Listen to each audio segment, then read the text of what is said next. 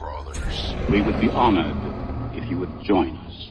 All right, everyone, welcome to another episode of Dungeon Crawlers, where we have shown up precisely on time. That is correct. We are never late. We are never early. We just show up exactly when we need to, because that's what we do. So whether you're listening to this in the morning, the afternoon, or the evening, or in the middle of the night, that's exactly when you should be listening, because we're precisely on time. So if you don't know the reference or don't know what we're talking about right now, well, watch a movie, read a book, watch a movie, very specifically a certain book and movie, which would be Lord of the Rings.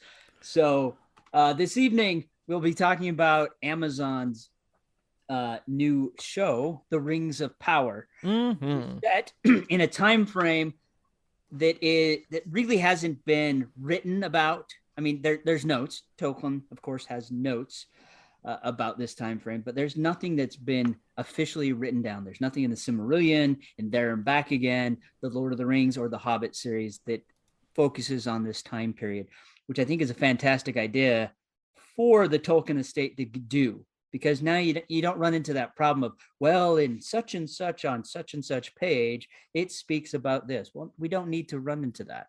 So from that perspective, as a writer and a creator, I think they made a brilliant choice by going to this location in time, in the lore of Middle Earth and the rest of the planet, because we see more than the planet. That I may have just stalled this whole conversation out.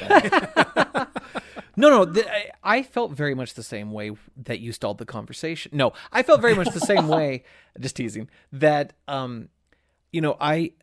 this is going to damage my nerd cred, and I totally get that. But I still, to this day, in my 40s, have never actually read the books. I read a small portion of Fellowship, and I have not since picked it up. I was reading it at a time when I was about to move, and then we moved, and then I never picked it back up. So I am not familiar with the Silmarillion. I am not familiar with the way that Tolkien expresses the world in his magnum opus that it was demanded of him to break up into 3 parts. I don't know that, but as someone who is a fan of the films and a fan of the lore, watching this series and watching them dig into like the beginning history of the world, the idea in the very first episode, the idea that there was no darkness, there was only light, and they have the tree of life, they have like an Yggdrasil representation, and that's what gives light to the world. And then they talk about the infection, the taint of Morgoth, and you can see how the darkness encroaches on the light and so on. Like all of that, I love that they brought that symbolism and that iconography into the lore, and it gives a solid, in my opinion, it gives a solid basis for like all the stories to follow. And then for my part, I have read the 3 Lord of the Rings books, and I did read The Hobbit. I am aware of some of the stuff in the Silmarillion and the appendices, but I'm not a major Tolkien lore kind of person. From what I understand, for the Amazon show, The Rings of Power, it's just like Daniel said, they chose a period that there hadn't been a lot written about. The source material for this are the appendices, where Tolkien just wrote down straight lore in an encyclopedia article type format rather than a story. There are a few key historical figures named, and the major historical events. What Amazon did, they drew strongly from the appendix and from some little pieces. They had hooks and tie-ins to the Silmarillion, and from that they made a new story out of whole cloth. Many of the main characters in this show were created specifically for the show and are not creations of Tolkien. Mm-hmm. They also crammed a bunch of things together, so the timeline doesn't precisely fit with the continuity of of the books. But again, they were trying to just tell a story and get it up on screen. We know the Rings of Power were created. We know that it was a very bad idea, and that that Sauron was behind all of this for him to come to power, and the elves had a particular grudge against him. And so, but how that actually happened, the path that led to that point, had not been explored by Mr. Tolkien in great depth, and that's where Amazon took this. And I think that's probably the biggest draw for this show, is how did the One Ring come to be? Yeah. And what does it do besides turn you into a wraith? I mean, really, that was the draw of the prequels. Everyone wanted to see how this little boy became Darth Vader. Yeah. And we kind of have that same synergy going on here. We know that the Rings of Power is what really brought things down, and why Gollum is Gollum, and so on and so forth. But how did that come to be? Because the dwarves got rings, the elves got rings, the humans got rings, the ring wraiths showed up. So, but how does that happen? So they definitely have a lot of time to be able to build up that story. This is something that we can see go on for years. The really cool thing about this is, so I'll admit right now, I've drugged my feet on this. After watching the Wheel of Time series, I just had no desire to jump into another Amazon fantasy-based series. I don't blame you. However, I'm going to say it here. I regret it now, because they've done a great job. And I think why I can say that is because there is no source material, really. It's these appendices where it's just kind of dates, and there isn't a thing of, okay, they're going to screw this up if they don't do it right. Whereas with Wheel of Time, there were lots of things they monkeyed around with, which really ruined the story. The basis of the dragon, that it can be male and female when it can only be male.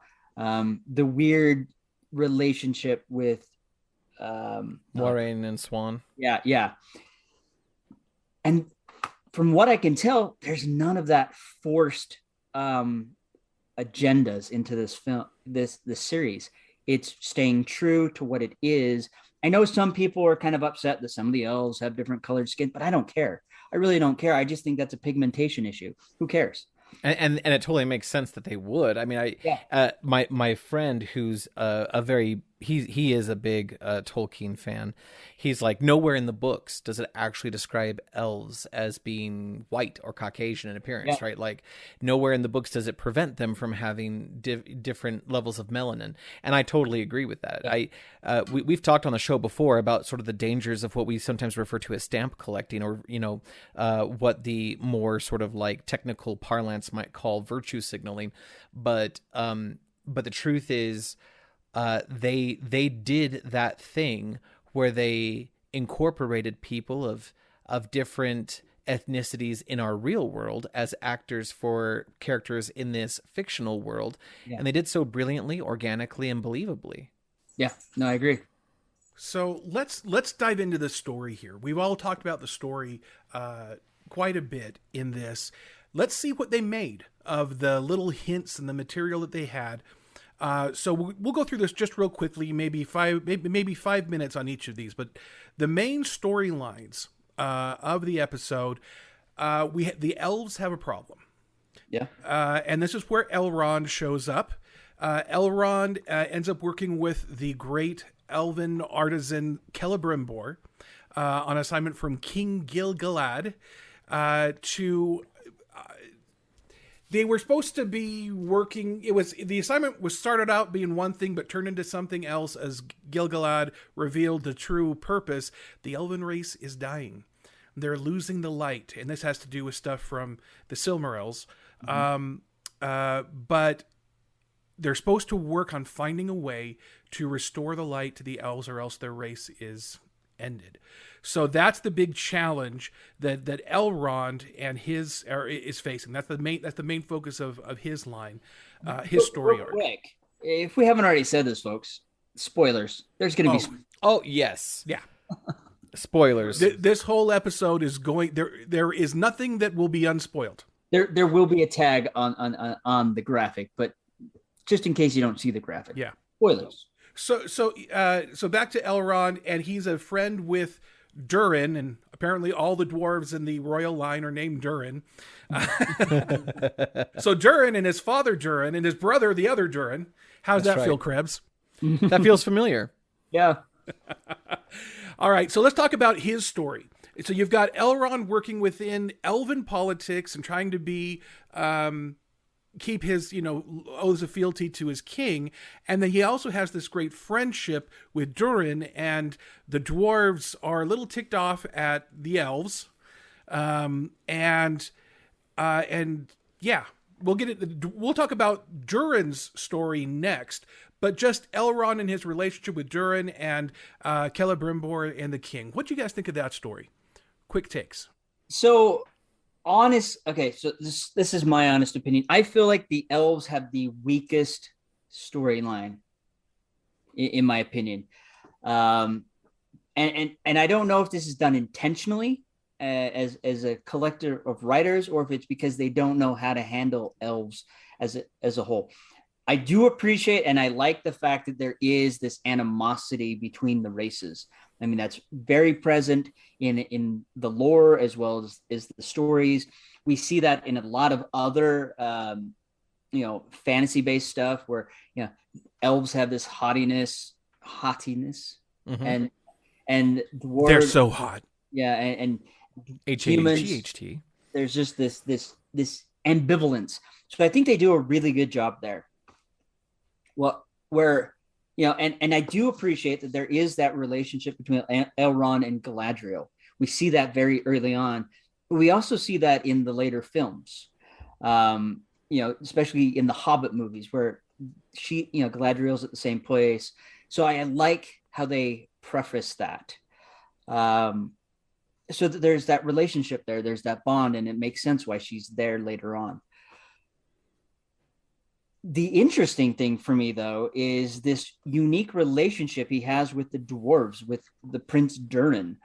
So I would like to know, and in some ways, that kind of, I think maybe that's the door that makes it so that the dwarves are there during the Fellowship. That's how they got there, because Elrond has this relationship with them. But it was really interesting how, he walks in and he's like bragging that he has this great relationship with the dwarves, and it's pretty much like, go away. Well, no, I want to meet the prince. No, he says, go away. He doesn't like you. And he has to invoke a rite, a ritual to even get in. And then you find out why. And it's really because the prince, his feelings were hurt. And because Elrond didn't show up to his wedding. And I can relate to that. It went from this weird animosity between races to, wow, that has nothing to do with it. This is about a friend that has been hurt because his friend didn't show up to his own wedding and then hasn't been around for the last 20 years. If I had a friend that hadn't shown up for 20 years, I'd be probably really hurt and pissed off too.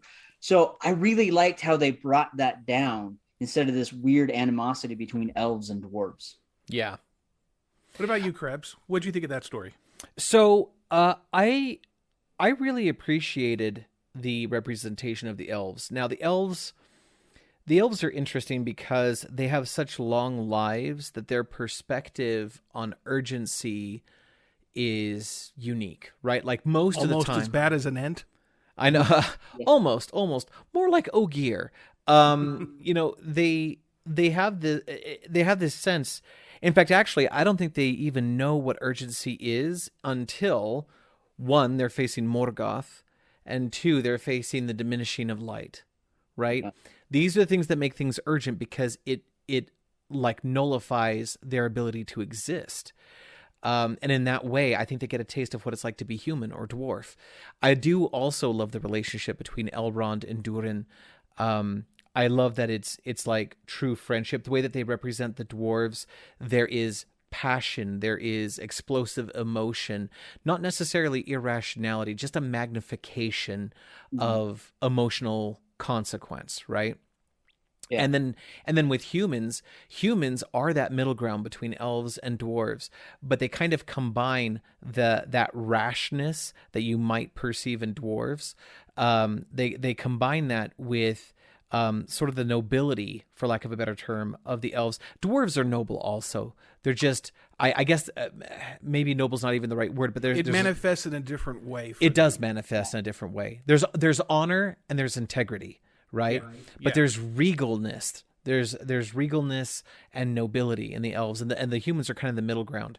The humans, interestingly enough, while they kind of get bagged on by the other races, you know, for being short-sighted or for being greedy and lusty and things like that, the humans, it would appear, might arguably be the most affected by the decisions of the elves and the dwarves. Now, they're all in the same world together, I get that, but the humans have, I think, just as much at stake, if not more so, than either one of the races, and they seem to have less to do in terms of deciding power, but they have so much to do with taking action. So you have like this really beautiful, if you could take a yin yang and instead of having two halves, you have 3/3, they've really done a fantastic job of building this world around these 3/3, and then they introduce the goblins and orcs, the Morgoth army, and the Harfoot and halflings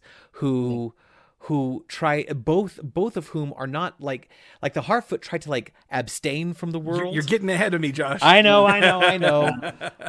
But the point that I'm trying to make here is they do a fantastic job of creating an almost symbiotic relationship between these three primary races. And I love the relationship between Elrond and Durin and the elves and dwarves in general. I really do. And I think you hit a solid point. Why the elves, I feel like, aren't as fleshed out is because that urgency. They don't really have it. You know, that is the one interesting characteristic that Galadriel does have. Yes. She is just pounding the pavement because of this quest that she picked. You know, she picked up the torch from her brother. That she just has this sense of urgency that. For her, I'm not sure that it's a time-based urgency, but more a driving motivation. She's seeking vengeance. Her blood is running hot. We'll get to her story in a minute, but we mentioned dwarves, and the dwarves and Durin's story is intertwined very tightly with Elrond, although Durin has his own moments, and he has to deal with dwarven culture as well. And for me, one of the things I loved about this was that friendship. From the beginning of the series, the friendship is wounded. It's still there, but it's wounded, and you see the healing that takes place between these two men, and the really deep and abiding friendship, love that they have for each other. Even though they are different races, they have very different approaches to things. It was, Krabs, you mentioned the nobility of the elves, the honor of the dwarves, and there were a lot of times when Durin said some pretty harsh things to Elrond, and Elrond handled it with extreme grace. Oh yeah, he did, and understanding. And there were times when Durin had to swallow his pride, sometimes at the prodding of his wife, but he swallowed his pride and yielded to Elrond as well. So the story with Durin and the dwarves, Durin's got a secret, and he's kind of caught between these two obligations of honor. He's got they've discovered this new ore, and he's not supposed to tell his friend, but then they find out that that's what the elves need to live.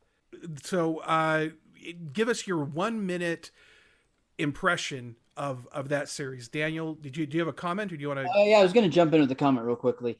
The other thing that I really liked about the dwarves is you really see this, this level of equalness between the men and the women. You really see it in Durin's relationship with his wife. Mm-hmm. I mean, she holds her own against him. She's a fabulous character. Yeah, I mean, you're told really quickly that she is low ranking. You know, she was not a princess or anything like that, but she caught his eye, and he married her. But that doesn't make her any less. In a lot of history, we have these rules, and a prince can only marry a princess or whatever and stuff like that. In dwarven society, in this case, no, it doesn't matter. You're married to the prince. That's it. You're his wife. You are part of nobility, and I like that. Not only that, man, she put him in his place many times, and not only that, she would right out lie to Elrond's face. In so much like, you dare, accuse me of, lying to you in my own home. And she was, because her priority was her husband and her kin, and the kingdom. And I love that. I love that.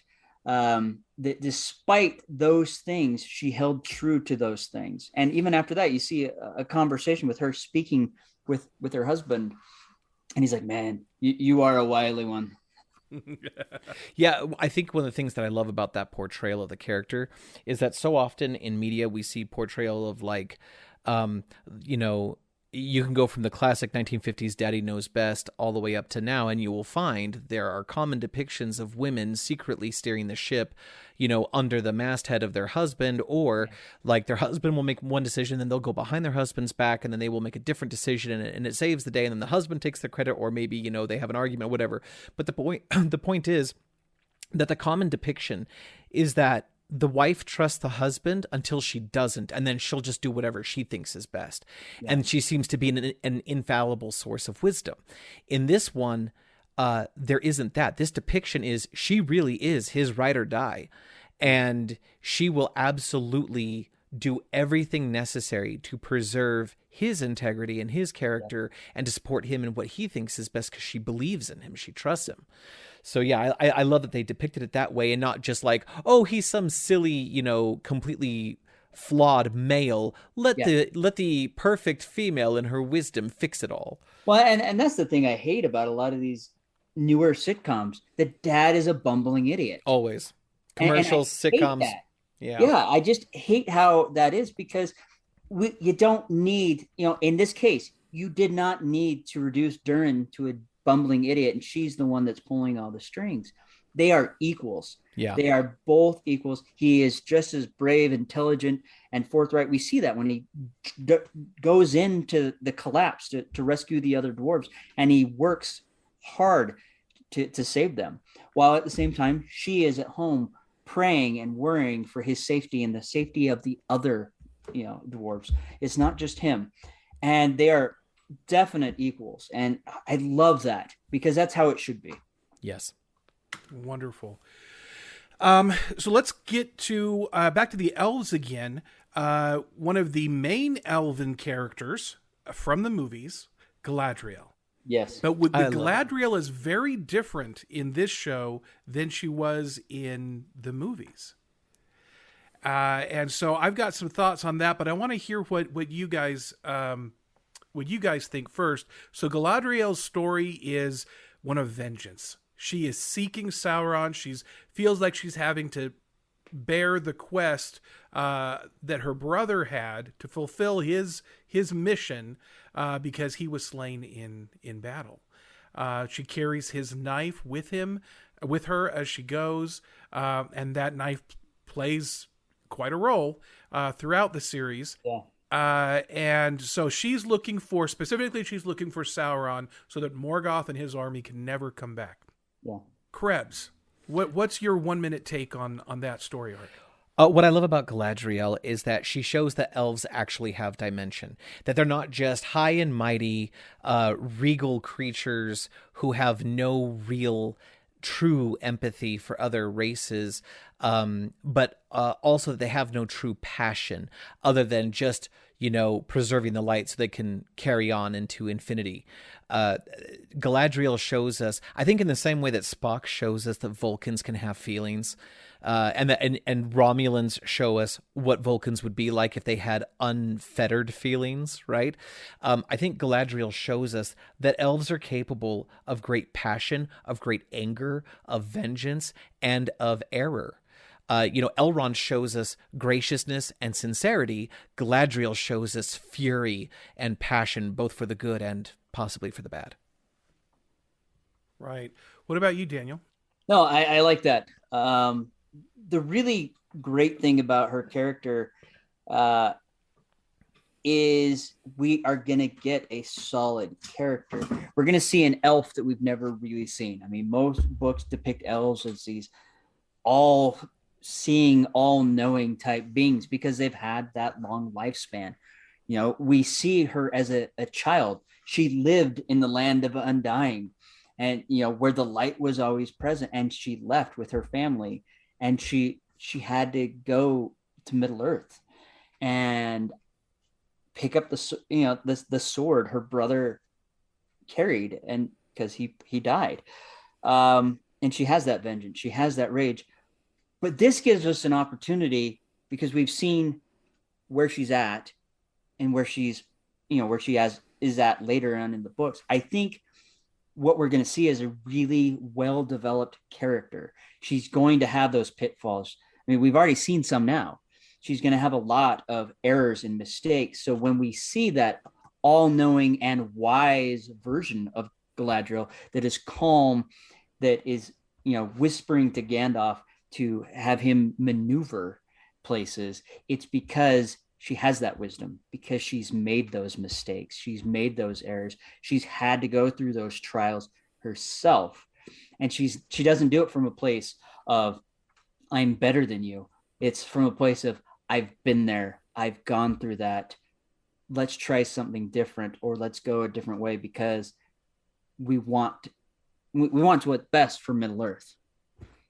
And I think one of the other things that I really love about her story, I think the thing that attracts me to her story is that it's not just a story of vengeance, it's a story of redemption. We've talked about how much we love redemption stories, right? And this redemption is not just her quest of vengeance is not just about saving the world, it's about redeeming herself from her own perceived failure and the failure of other elves, but it's her failure for letting her brother die. And so this is a story not only of revenge, but of redemption. The Galadriel of Rings of Power is very hard to recognize in the Galadriel of Fellowship of the Ring. Yeah. Mm-hmm. Well, not Fellowship, the Lord of the Rings series. I remember hearing a lot of complaints in the first couple of episodes as we don't recognize this Galadriel. What have you done to this beloved character? I disagree with that, and here's why. Yeah. The Galadriel in the TV series, she had the loyalty of her men, and she lost it because of her narrow tunnel vision focus on this one mission, and she went further than her men were willing to go. Not that they were going to mutiny against her or fight her or anything. It's just, we can't follow that order, sir. And eventually she's forced to give up her quest. And then she's sent back to Valinor. And everybody else on the ship is having this religious experience, and she's like, I can't let it go. And she'd rather swim across the ocean than go to the blessed lands, the far isles, right? And she is so focused on trying to track down Sauron. She, messes with some of the politics in Numenor. She, makes a miscalculation in the battle against the orcs, not realizing that this whole thing has been a manipulation and a setup from the beginning. And there's a number of things where she made mistakes along the way, but she also had to work with the little people. I don't mean Harfoots. I mean some of the people that aren't the nobles. This is just the regular everyman, right? Yeah. And in the movies, you mentioned there's a certain haughtiness that elves have, and Galadriel is certainly regal, ladylike, just this epitome of beauty and grace. But she was not offended by Gimli, and she charmed the whiskers off of him, and she also recognized the hobbits. Yeah. And she was very kind, and she spoke to them as peers, as equals, rather than talking down to them as many other elves had. And so I see that's the tie, for in my mind, between the Galadriel of the movies and the show. Galadriel has a journey of her own to make because she wasn't born Galadriel the Queen. That's right. That's right. And so this is her journey and her evolution. And because of the experiences that are shown in this TV series, that's why she's one of the few elves that still has a connection with the lesser people. Yeah. Well, and this is something that people need to realize. Timeline-wise, this series started 1,000 years before The Hobbit. Mm-hmm. That is a huge time span. Huge. So, of course, she is not the same. 1,000 years. Granted, 1,000 years to the elves in the Lord of the Rings universe is a drop in the bucket. But that's a lot of time to change, to grow, to develop. And, we're seeing how she's connecting with the humans. Mm-hmm. We're seeing how, I'm sure we're going to see further and further, how she makes those connections with the hobbits, with the dwarves, with the humans, with other elves, as she rallies them around the banner as things become more and more dark. Because 1,000 years is a long time, and we're just scratching the surface with this first season. Yeah. So let's talk about another story arc here, the Harfoots. Harfoots. The Harfoots are the predecessors of the Hobbits, and it seems that their storyline doesn't intersect many of the other storylines. Did you find in these episodes any places where their line touched any of the other stories that are going on here? That's question number one. And then question number two, what were some of your, in 1 minute or less, what were some of your favorite spots with them? And I'm going to tie in the Harfoots and the Stranger. Okay. Meteor crashes to Earth, and it's the Stranger. Okay, so the Strangers and the Harfoots. Daniel. So I honestly, my favorite out of all the storylines in the series for this season is the Harfoots. I think they are the most developed characters in the series so far. And I think they paid a lot of attention to the minute details and things like that because they're setting up for something big. And obviously there is something big because, meteorite strikes the ground, the man shows up, Meteor Man. I really loved these characters and the development and the painstaking details. I mean, so much so that there are flowers and trees in there, and their carts, their caravans, like fold up. I mean, you see the first time we see them is after some hunters have walked away, and they just kind of fold out shop, and it's like there's a whole village there, and like, what the heck? That wasn't there a second ago. So I really loved the characters, especially Nori. I think Nori is a fantastic character. Oh, she's wonderful. Not only that, I have a few theories with Nori that Nori is the long descendant of Bilbo and Frodo. I would have to assume, and that the Meteor Man is actually Gandalf, is my theory. Oh, that's interesting. Because we know. I was going to ask you, Daniel, what your theory was, who you thought the Stranger was. Because I do believe, because Gandalf was a Valar that came to Earth because of Sauron and stuff like that. And there's a lot of things that are kind of hinting at that, because we know that Gandalf has a very special relationship with the hobbits. This would make sense. They're the ones that found him. Nori befriended him, helped him when he was trying to identify who he was, because I would assume that transformation from a godlike being to mortal would be difficult. It's kind of like Quantum Leap. You get zapped back in time and you lose, your brain becomes Swiss cheese.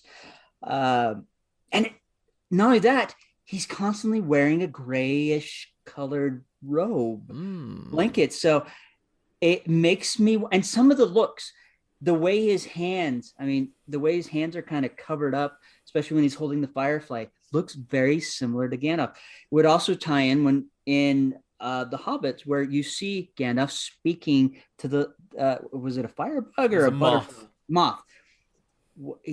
Because we see him speaking to the fireflies. He can speak insect. So I could be totally wrong and totally off, but I feel like we're getting those little breadcrumbs to tie in that is who it is, and that there is a much bigger importance with Nori and her lineage. That's an excellent point about Nori and possibly being the great ancestor of Bilbo. I could see a world where Nori is the great ancestor of Samwise Gamgee. But it doesn't matter how you slice it. I agree with you, Daniel, that like the way they treated the Harfoots was so beautiful. And unlike, the criticism that people cannot see the Galadriel of this show evolving into the Galadriel of the films or the books, I'm with you, Matai. I disagree. I think that the Galadriel of the show is what makes the evolution into the film and the book so astounding and beautiful, right? But with the Harfoots, there is a clear path from who they are in this series to the halflings that we know in the books and in the movies. And you can see where they start, and you can see where the halflings are, and there's like this beautiful evolution of society that occurs in between. Mm-hmm. I love the attention to detail. I love that they kept them kind of true. They made them, I think the best way to describe them is they're probably the most organic race in the show. And Matai, you were asking, did you find that the Harfoot storyline intersected with any of the other storylines? And the answer is yes, Sauron's. That is the only storyline that intersects all other storylines. Yeah. So okay, I'll take that. And I think that storyline intersects everywhere. I think that is the point, because he's the common antagonist, right? Yes. Like he's the common enemy. And I totally understand that.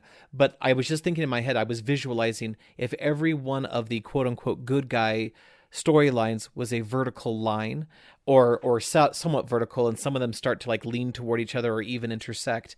And then you have the Harfoots, which seem to be completely separate of the other races.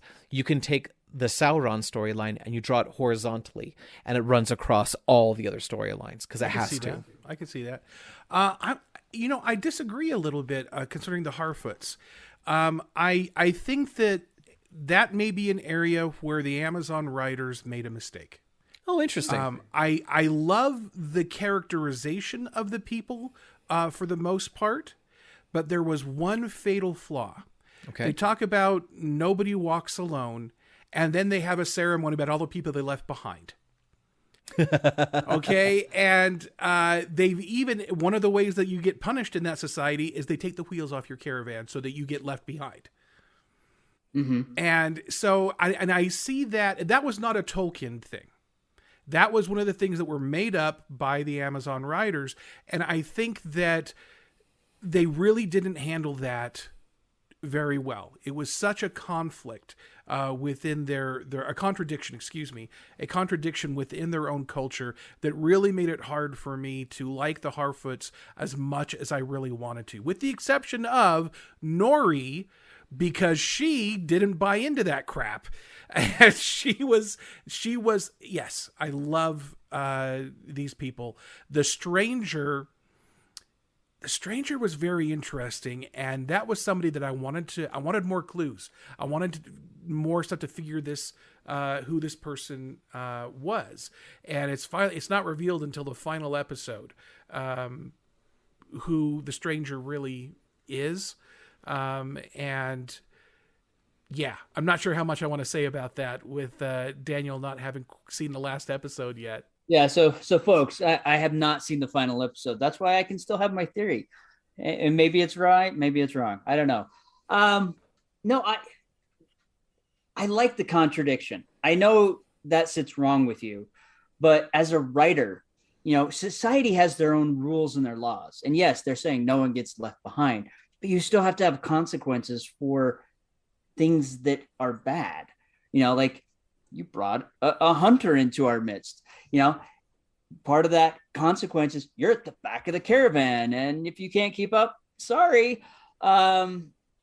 Yes, it sucks. It's a contradiction to that rule, but at the same time, there has to be consequences, and that shows how bad that consequence is. If they don't leave anyone behind, that if you get left behind and you get stuck at the back of the caravan, that's bad. the thing I did like about them remembering, I don't think those were people that got left behind. They were remembering people that they had lost. That was a way of them remembering those individuals, and then they told their story. Someone got ate by a bear, or no, a wolf. And it was a remembrance of that, or that some people got lost. That was a way, since they were nomadic, they didn't have a cemetery they could go to, and that was their way of remembering those people that were lost to them. Yeah, and I think I'm also with Daniel on this one, where I disagree that it's a contradiction. As I heard them say the philosophy over and over again, nobody walks alone, things like that, my interpretation was it was more like a philosophy of security and a philosophy of the known versus the unknown, as opposed to a philosophy of integrity and character. It was one of those things where it's like, nobody walks alone because that's not safe and that would break down our tribe. So everyone is required to stay together, which means that since the tribe made that decision, the tribe can equally make the decision that they're going to cut somebody off. Yeah. So I did not see it as like, I didn't see it in the Samwise light of like, Frodo says, "No, Sam, I'm going on alone." And he goes, "Of course you are, and I'm coming with you." It wasn't like, yeah. It wasn't that. This was more of a philosophy of fear. This was a philosophy of, we all of us stick together because that's how the tribe survives, and we don't separate from each other. Anyone who's willing to separate is too selfish to be part of the tribe anyway. Or if you violate the tribe's trust, we're going to cut you off because you're a threat to a tribe. So I found it to be more along those lines as opposed to like the Marine mentality of no man left behind kind of concept. Yeah, I mean, how many times have you gone to a scout camp and you had to do your swim check? You had to have a swim buddy. You couldn't swim alone. And I think it was definitely very along those lines. And I do agree that if you threaten the collective, the whole, there has to be a consequence. Yeah, I still don't like the consequence for somebody who simply sprained his ankle. Well, I'm gonna say I didn't like that part about the Harfoots. Yeah, I think it wasn't the spraining the ankle, it was the fact that Nori brought a stranger into their midst. But even before the stranger showed up, they were saying about how worried they were going to be if he couldn't pull the wagon. So they were worried he was going to fall behind and they'd lose him. But I get that. Let's move on to the humans. So we've got three different stories involving the humans. First, let's talk about the Great Kingdom Numenor under Queen Miriel, this seafaring country. You meet characters like Elendil and his son Isildur, and there's all kinds of stuff going on there. You got a senile and dying king. There are politics going on, and you've got this group of humans. Well, the Numenorians were kind of like the Ubermensch of Tolkien's world. They're somewhat superhuman in that they are like the best genetic crop, I guess you could say. And this is the people from whom Aragorn descended. Aragorn, excuse me. Not the dragon. Sorry, people. Aragorn. Strider. Let's just call him Strider. Strider. From whom he was descended, and he has a longer life than men, but much shorter than elves. Yeah. And why he had such great strength and endurance was because he was Numenorian, one of the last. So anyway, so you have this island. Galadriel is rescued by Elendil and taken there with Halbrand, who we'll get to in a moment. But let's talk about the Numenorians. All right, you got Pharazôn, the counselor. You've got Queen Miriel. You've got the dying king. You've got Elendil and his children. Isildur and his problems with his friends. And the city itself has its flaws and its virtues. So again, 1 minute or less, Krebs. Tell me what you thought about that story. I love the treatment of Numenor. I love that we got to see it in its living state as opposed to just whispers of legend. Aragorn is impossibly old for his physical appearance and strength and ability, and now we get to see what the Numenorian people really are like. I liked that we had a queen regent that was taking the place of the dying king. I like the role that the dying king plays. Makes it almost Hamlet-esque esque to a certain degree, but to a very loose degree, mind you, but plays a very cool role later on. Isildur's sister, which I believe is an injected character, but to no fault. Isildur's sister is an interesting character that doesn't get a ton of screen time, but ends up being a vehicle for change in the story. The whole experience in Numenor, like when they first showed up, I gasped a little bit sitting there in my living room at the grandeur of Numenor. So overall, I loved the representation, the iconography, the art direction, and the character representation. I thought it was great. No, I'll have to agree on that. The other nice thing is the nice thing about this series is we got to see outside of Middle Earth. Yes. And going there to Numenor was wonderful. It was nice to see that. It was nice to see, because all this time it's been words on pages. Yeah. And now we got to see. Granted, it may not be the same that Tolkien envisioned, but it still was beautiful. It reminded me a lot of Minas Tirith, but on a beach, really. I mean, it had that grandeur, it had that beauty. The costumes were wonderful. I really enjoyed the way they made them look. It looked very similar, but unique, very seafaring, especially in the coloring. I like the fact that they had the tree, and the symbolism to that. And it was made very well known that they had supported the elves. And that was why they were so special. And there is some confrontation, and I like that in the story where Galadriel showing up was a problem, but eventually she won out. But it came from her becoming humble, because she tried to do it by force and that didn't work. But when she humbled herself and really understood what was going on with these people, then things started happening, especially when the tree started weeping its leaves. Another aspect that I like, just very quickly, is the politics and the societal system, the economy, even the guild memberships and apprenticeships. Like, the societal system worked. It was believable. It was realistic, and I love that they were able to express that through action and not just a ton of exposition. No, they did that. I agree. They did that really well, especially with the guild pins. Instead of like giving this long diatribe of, well, if you want to be part of the guild, you need to get this guild. It was like, where's your guild pin? Can't hire you without a guild pin. The Vogons step in and it's like, you need the chartreuse form. Yeah. Yeah. It was very simple. I mean, and again, when you can push the story along through action, it works so much better. Yeah. Another storyline of the humans, where Numenor, their conflict was mainly political. There's another group of humans in the Southlands, and the main character of that story seems to be Bronwyn. She's got a son, Theo, and a crush on a cute little elf named Erendir. The elves having been set there to watch over these humans, because these are the descendants of the human allies of Morgoth. And the elves simply don't trust humans. They think that all the humans are bad, because how could you give yourself over to Morgoth? Yeah. Meanwhile, these are humans they're just normal humans. These are just like all of us, right? Yeah. So the Southlands are under a siege, although they don't know it for the longest time, because the orcs, who can't bear sunlight, have been digging tunnels. Mm-hmm. And they've been attacking through tunnels. And those tunnels served dual purpose.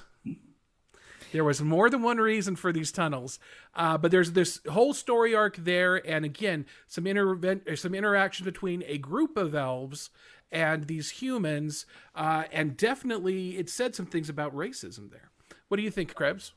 Can I just say, the depiction of the orcs is probably my favorite racial depiction across the entire series, in that a single orc finds its way into a human village and wreaks utter havoc and terror, and it's extremely hard to kill.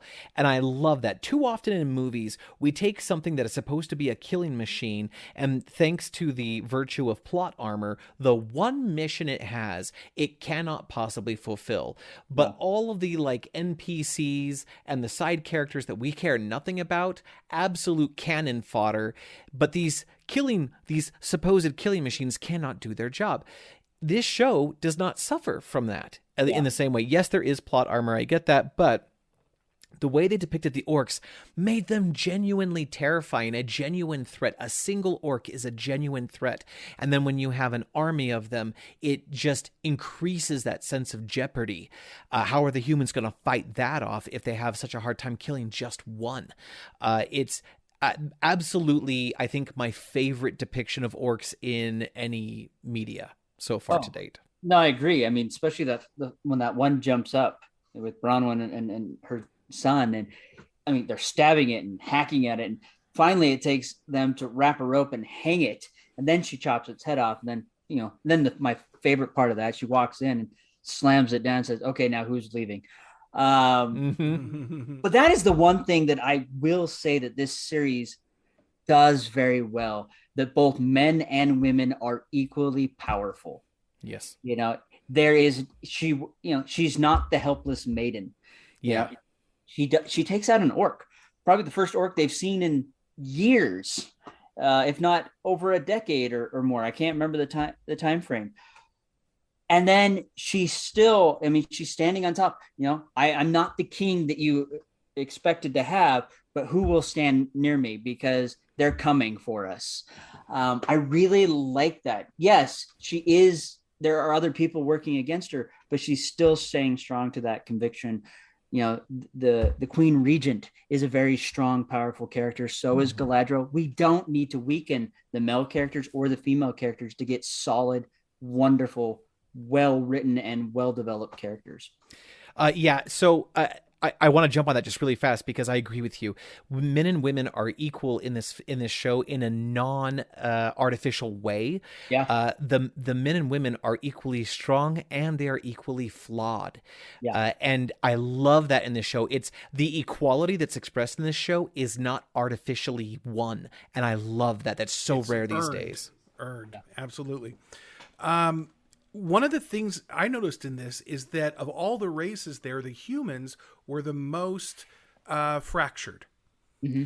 They had, while there were some internal conflicts among the elves, it was like, we're going to have this discussion internally because we all need to support a unified front to everybody outside. The dwarves, it was a big deal that Durin argued with his dad. Yeah. And even still, they wanted to maintain a unified, this is the dwarven position to the elves and the humans and whoever else were out there. But the humans, the Númenóreans, didn't care so much about their Southlander brothers. And the Southlanders, there were some who were like, well, Morgoth wasn't all that bad. And others that were like, what are you talking about? He was pure evil. And this whole argument, you brought up the example of we need to leave and they wouldn't. So it really kind of portrayed the humans as very argumentative and not unified at all. Well, I think that's the point. Yeah. In the series, throughout all of the story, the elves have stood true to their convictions. Yes, they still have their inner conflict. So do the dwarves. But the humans have all, throughout fantasy, the humans are always the ones that are the easiestly swayed. And I think that's why, we have the rise of Morgoth. That's why we have the rise of Sauron. And that's why we have where the rings of power that were given to man swayed so heavily to turn them to the darkness, because they are easily swayed. And I do believe that's why, the one ring that was part of humanity was given that extra bit of evil to sway them, become the race. And then when that did fall into the hands of a hobbit, it corrupted him completely and totally to the point that, Sméagol became Golem and then started infecting Bilbo and started affecting Frodo, because I do believe that they are the easiest to sway. And that I think a part of that, because all magic items kind of absorb part of that, I think part of that came into that item that was passed down.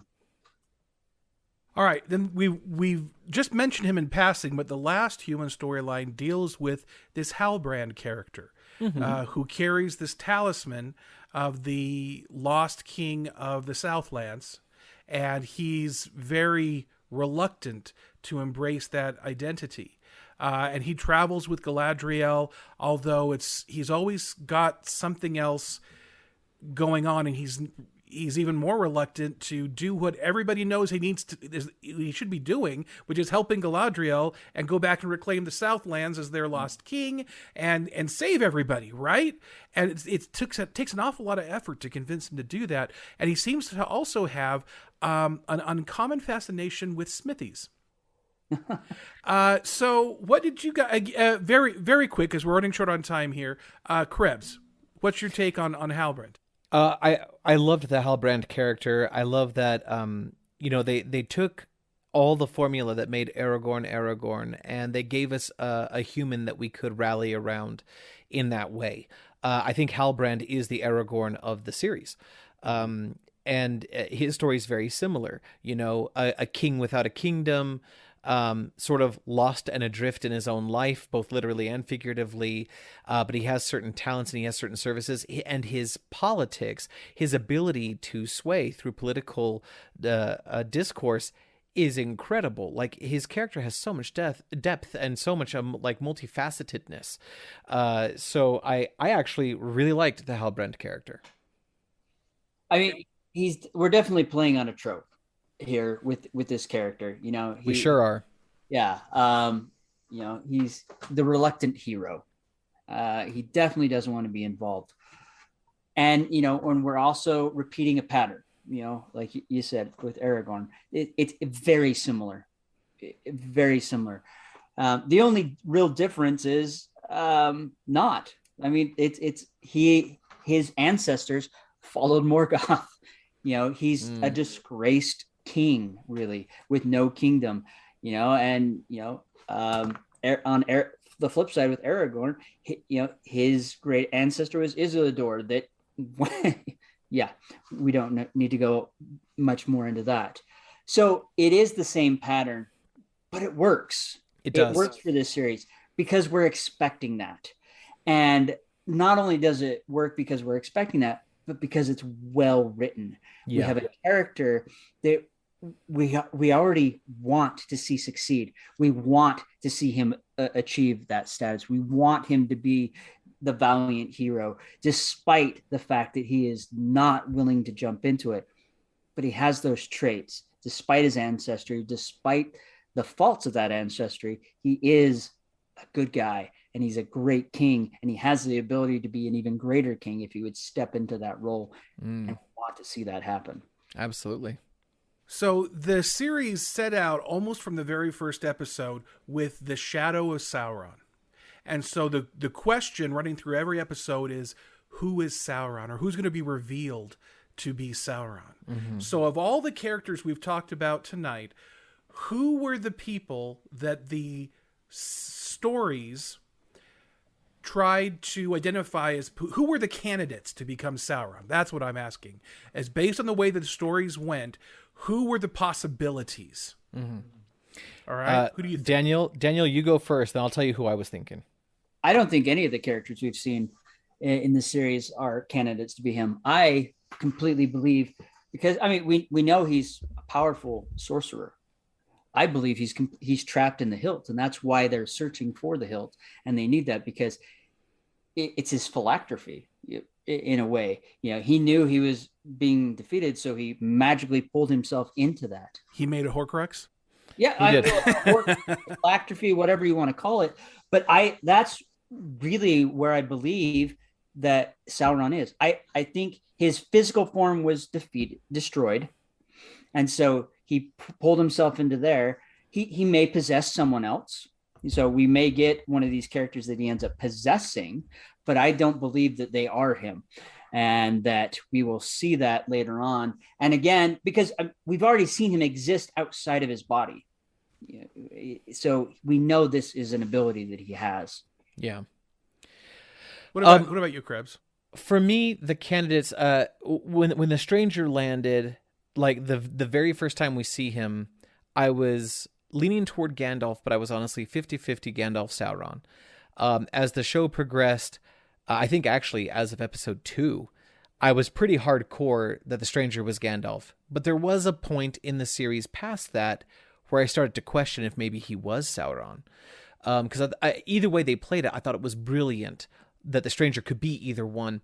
Then we meet Adar, and he's the most obvious choice to be Sauron, especially because my understanding was that Sauron was himself an elf. I knew he was a sorcerer. I thought he was also elfin. He's a Valar. So yeah. So he's, I mean, the Valar, I mean, Valinor and everything, isn't that elvish? No, so he's not Valar are human in appearance. Yeah. Oh, okay. I misunderstood. So he would be equal to Gandalf, because Gandalf. Okay. All right, that makes sense. I misunderstood what Valar meant. Okay, so I thought Adar was a great choice, but also the too obvious choice. Yeah. Because I thought Sauron was elvish, I thought maybe Erondir could potentially, through tragedy, through betrayal, through his feelings toward humans who Bronwyn. betrayed them, Bronwyn and everything. I thought maybe he could be corrupted. And then let's see, were there any others that I thought were good candidates for Sauron? I think that was it. I think those were the three people I was looking at for Sauron. Was the stranger a little bit, but mostly I thought he was Gandalf. Adar, who I thought was the most obvious choice, but for that reason maybe not the best choice, and Erondir, which I hoped was not the case. Yeah, the stranger was a real obvious one from the beginning, as was Adar, and then there was Theo, Bronwyn's son Theo, because he found the sword. Yeah. And I thought, this he could be corrupted and become a vessel for Sauron. And then it wasn't until the later episodes, because I completely missed it. Towards the later episodes, I began to suspect Halbrand. Interesting. So, all right.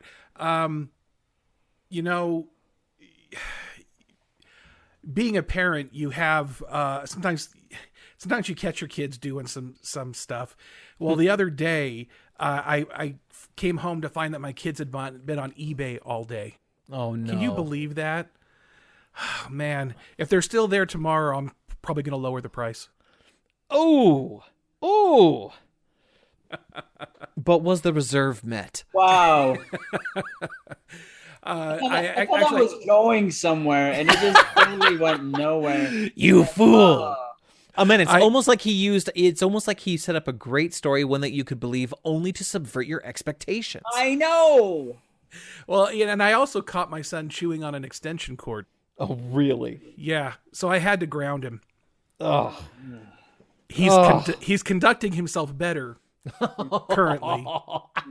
Did you use copper for that? Copper tone. Okay. So with that little intermission, I will admit those were some really good ones. Yay. All right. I finally got one. So yeah, just let's wrap up the show here a little bit. Thinking of the series as a whole, Amazon dumped a huge amount of money into this. Yes. So now consider production values, settings, costumes, casting, and more than just the writing, there was there's dialogue, there's accents, there's nuances to the language that are going in there, as well as the special effects and everything. So all of that together, give me your 30-second thoughts on the production of the series. And let's start with Daniel. I think they did a fantastic job. Again, because I saw, Wheel of Time, I had a lot of concerns.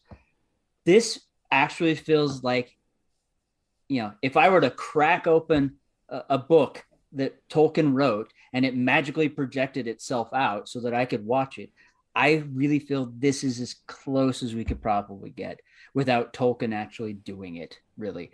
I feel like they have whoever is running the show really knows the tone for elves and dwarves. That I love the accent of the dwarves. I love how they talk. That you can, the stone breaking challenge. It just felt dwarf like. It really did. With the Harbles, I mean, I just really felt like every episode I was watching, I was wandering the lands of Middle Earth or Numenor, or even when the clouds parted to go to Valor, the Elven lands. It really felt like I was a part of that universe, which is beautiful. I mean, when you can I'm getting subvert, that, and invest your viewers in such a fashion that they feel like they're a part of that. Like they're another one of the Hartwells walking along the trail, or another elf that is watching Elrond speak, or another dwarf. I think you did a great job, and they did that with this. Yeah, I totally agree. This was cinematic level quality. I was sucked in from the very start. If they don't win awards for art direction, effects, and post production and music, thank you Bear McCreary for the music. If they don't win awards, then I have no faith in awards ever again. And if there's one criticism that I have, or rather, if there's one regret, it's not even a criticism. If there's one regret that I have with this show, it's that I was already struggling to find good things in the Wheel of Time series. And this series showed me what it could have been. It's like Rings of Power is a better Wheel of Time series than the Wheel of Time. And I'm actually even more irritated than I previously was at the Wheel of Time series and I realize we don't know what's going on behind the scenes, but part of me wonders if, like, the investment in the Rings of Power somehow siphoned resources from Wheel of Time, because I can't believe that the same production house that made this beautiful, incredible cinematic series of 8 episodes could not give that same treatment to Wheel of Time, which richly deserved it as well. So yeah, that's my only regret. I think this series is phenomenal, and I utterly adore it. I'd have to think that they've learned from their mistakes for Wheel of Time. That's why we're getting a better Rings of Power. No, you're absolutely right. I could be wrong, but that's what I would have to assume. I already want Amazon to reboot Wheel of Time and just try again. Yeah. Well, they of the two, when you've got these two great epic fantasies, the Lord of the Rings not only has a longer track record, but it already had a more successful track record with the series of movies. And That's so true. they had a bar, they had a standard they had to live up to. But they'd never done this before. This is probably the most ambitious thing that Amazon Studios has ever undertaken. So Wheel of Time really was them cutting their teeth. And there was some things with Wheel of Time where the production was pretty amazing for the budget that they had. But and some of the directors, I believe, were directed an episode of Wheel of Time before they went over to direct things on Rings of Power. And so absolutely, the Wheel of Time was the proving ground before they went and did the big production on Rings of Power. And I agree with you, Krebs. It's like, oh man, this only makes me realize what Wheel of Time could have been. Right. If they had put, and that was the complaint that most people have, is that this show needed more money. They did a lot of good things. They could have done more, and there'd be less to complain about if they had the budget to do it with. But back to Rings of Power, the production of it, the casting, there were a few interesting choices on the casting, but I honestly, looking at the thing as a whole, I couldn't find one thing wrong with the production. There weren't any janky effects. There weren't any bad makeup or costumes. The makeup looked incredibly good. Yes. Look at the dwarves. I mean, and the prosthetics that they had to wear. I'm sure there were mistakes in there someplace. A bad matte painting or a set or a special effect CGI that they didn't quite have enough time to get as polished as they like. But if it was there were so many good things going on, it escaped my notice. Yeah. And so I can't see anything wrong with the production there. I loved it. Even when I wasn't necessarily enjoying the story, it was a visual spectacle and oral, audio, the music on it, the sound effects, everything. I was I could enjoy it for that alone. Absolutely. So, final question here. Compare the Rings of Power to the Wheel of Time. I've kind of given my my take on that. What do you think? Rings of Power is what Wheel of Time should have been. You said that they cut their teeth on Wheel of Time, and I kind of want to punch Prime right in the face for that. Because if you're gonna cut your teeth on fantasy after the success of Peter Jackson in the early 2000s with the Lord of the Rings film series, if you're gonna cut your teeth as a production house on fantasy, then choose something else. Choose something like, and this is not meant to be a slam or anything, but choose something like The Sword of Shannara, which has never been done well. Choose something. If you really want to cut your teeth and you want to have a little fun, choose Robert Asprin's Myth series, because you could have a gigaton. Could you imagine? We need to do an episode on that. I know, right? Could you imagine if Chris O'Dowd was like in a Myth series? There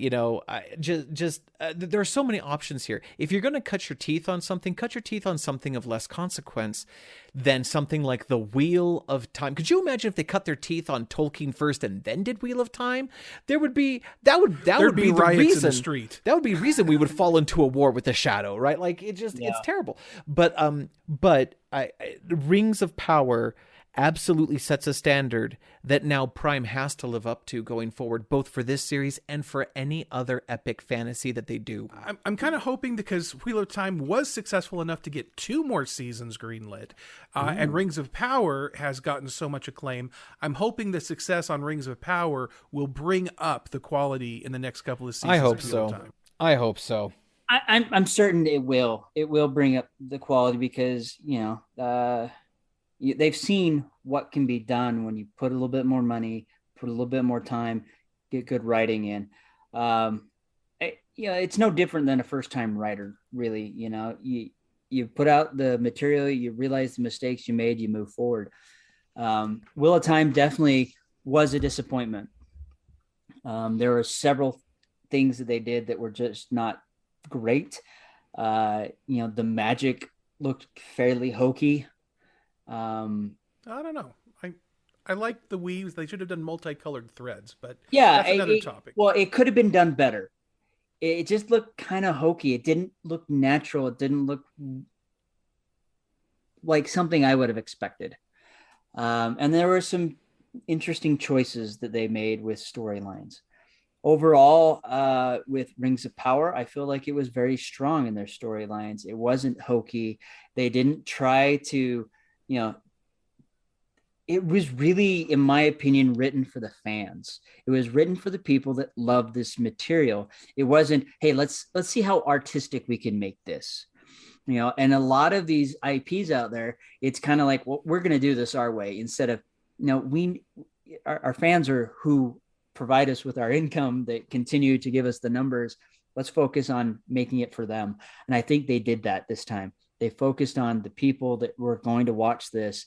And if they did this wrong, you're right, there would have been rioting in the streets, and who knows what would have happened to Amazon after that. Well, if anything, Rings of Power taught me that, like, everything that Prime tried, or that Amazon tried to do and failed, in my opinion, with Wheel of Time, they tried and succeeded with the Rings of Power. If nothing else, this has shown me that, like, when personal agenda overrides craft and story, you fail. But it's possible to use craft and story and still satisfy your worldview. It's still possible. Yeah. But you can't make agenda the centerpiece. You have to make the story the most important thing. Yeah. Yes. All right. So out of 5 stars, quick, what's your rating, Krebs? 5. As the one coming into this late, because I didn't want to watch it because of everything that was happening with Wheel of Time, I will give it a 5. Wow. There were some deficiencies in the story and the writing, but the production was so good. They kind of cancel each other out. I was going to give it a 4. It had room for improvement. So for me, it's 4 stars. But I definitely would sense. recommend it to people who love fantasy to watch the show. Yeah, I want to recognize, I want to take a moment and recognize that just because I gave it 5 out of 5 does not mean that I think it's a perfect show. I realize that the score kind of suggests that, but rather, I'm not one who believes something has to be flawless for it to be great. And for it to earn full accolades. It's okay for something to have flaws because then it's actually more endearing in many ways. So I agree with you, Matai. I'm giving it a 5, not because it's a perfect show, because it's an imperfect show brilliantly executed.